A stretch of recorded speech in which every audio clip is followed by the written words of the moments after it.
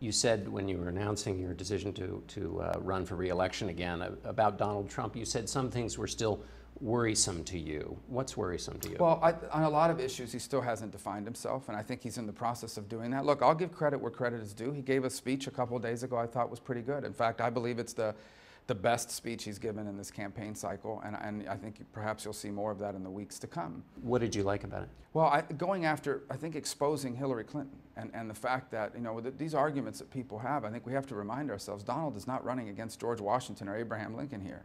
He's running against Hillary Clinton, someone who has incredible ethical issues that need to be examined, someone whose time at the Department of State needs to be carefully looked at for its failures, both in foreign policy and Benghazi and in other circumstances that she needs to be held responsible for. And then just the drama that always surrounds the Clintons. Everywhere they go, scandal and drama seems to follow at a time when this country can't afford it.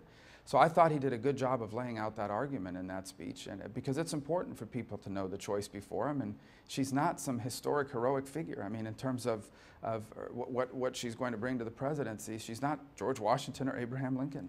You said during the primaries, conservatives are going to ask, my God, what have we done? Are we at that point?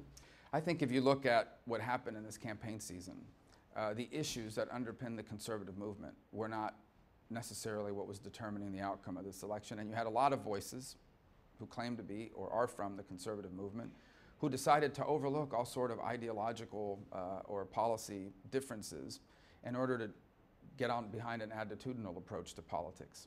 I disagreed with that. I still do. I think for years to come, if you see how the conservative movement's been divided, you have leading conservatives in our party and in our movement that are now looking for ways to affect the outcome at the convention, even now. My argument was that this was going to divide us against each other at a time when we needed to be unified. I've been proven right.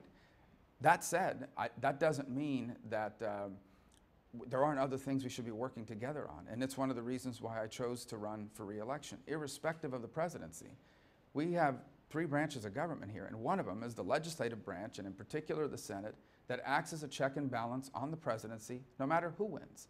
And I want to make sure that we have people in the Senate that will act as a check and balance on the president, no matter who's elected.